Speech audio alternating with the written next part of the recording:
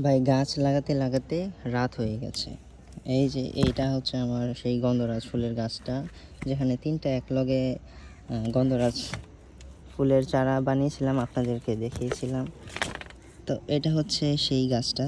এই যে কলি আসছে, এই যে কলিগুলো বড় হচ্ছে, এই যে। তো আজকে আমি এগুলোকে রিপোর্ট করব, তাই বের করেছি। ভাই দেখেন কত শিকড় বেরিয়েছে এটার মধ্যে।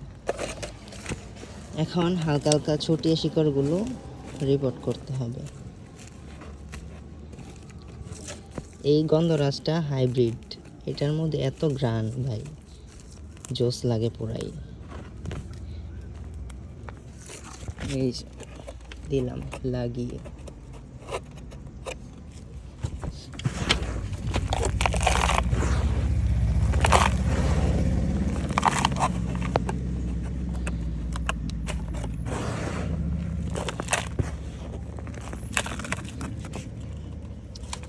এখন গোতা দিতে হবে এভাবে চারপাশে।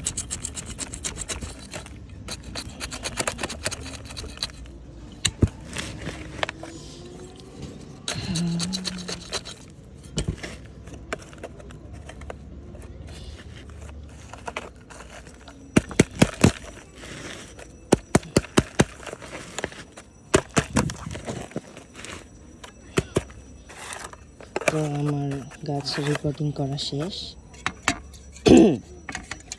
এখন এপসম সল্টগুলা পানি দিয়ে দিচ্ছি।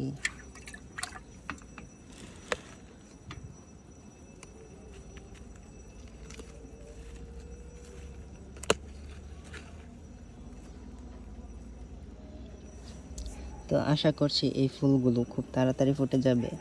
এই গন্ধরাজ ফুলের কলি ফুটতে, মানে কলি যদি বের হয় তাহলে 2 মাসের কমে একটা কলি ফুটে না। একটা কলি বড় হতেই 2 মাস লাগে। ধীরে ধীরে, খুবই ধীরে ধীরে বড় হয় এগুলো। তো এই ছোট্ট গাছটার মধ্যে যদি এভাবে ভরপুর কলি আসে তাহলে কেমন লাগবে? খুবই জোস একদম।